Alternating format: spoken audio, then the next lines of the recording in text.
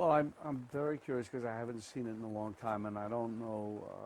Marty told me, Scorsese, that 20 minutes have been added to it. So, I see the difference in the quality. I looked at a little DVD of what Scorsese narrating this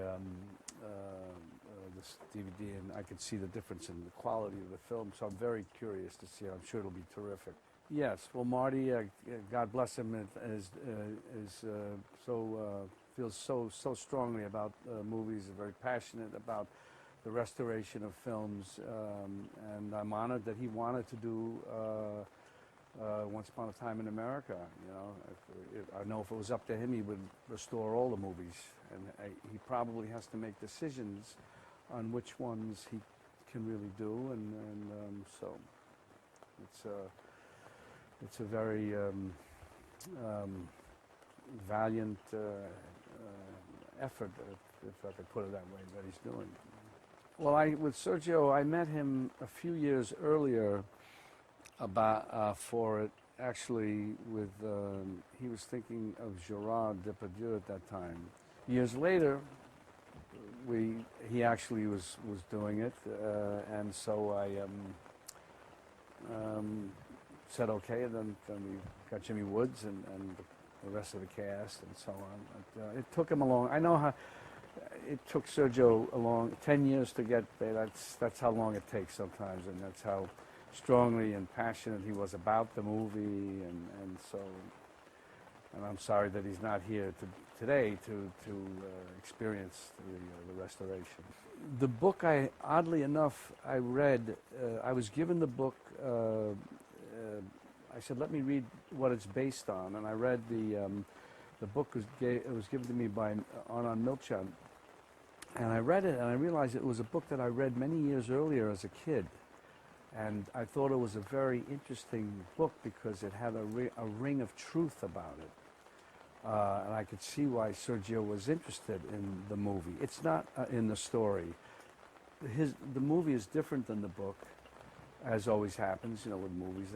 He made it his personal sort of story, and but I thought that was a kind of an interesting coincidence that I had read it so many years earlier when I was a kid, actually. Well, Sergio was a very simpatico director, if you will. I like Sergio a lot, and I enjoyed working with Sergio. He had a good sense of humor, and sometimes, you know, when you work with directors, in Sergio's case, when he would describe a scene, I would say, well, why don't you show me how you mean it or do it? Because it was so personal to him.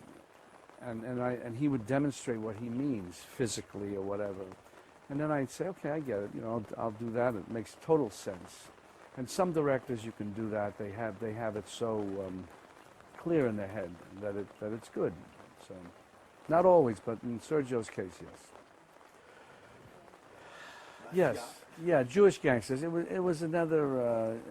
You know, it was his vision of New York and that world. It was, as I say, it was not the book. The book was very interesting and real, and Sergio just took it and made the story his own, you know. Probably maybe did it about Jewish gangsters who were just as prominent as Italian gangsters because the Italians had been done already, Godfather, other movies. So, and the Jewish gangster, as I say, the Jewish gangsters were just as prominent in those days as the Italians. They weren't as big about it. They didn't, you know, they were more low key. No, and that's why, you know, Marty was wanted to do it, and it's so great that he did, and I'm looking forward to it. I can't wait. I mean.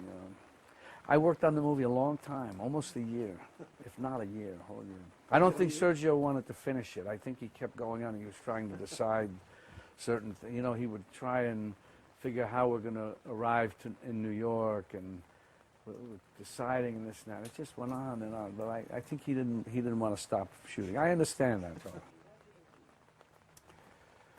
Oh, God, I don't know. Well, the music is so strong in it, the image, and especially when he's younger and so on. And it's been so many years since I've seen the movie and seen it properly. Because we had a lot of problems in the beginning with American, just the way they wanted to cut it up and all that. That I'm very, very anxious to see how it will be tonight. And I'll have a better answer when I see it, after I see it tonight.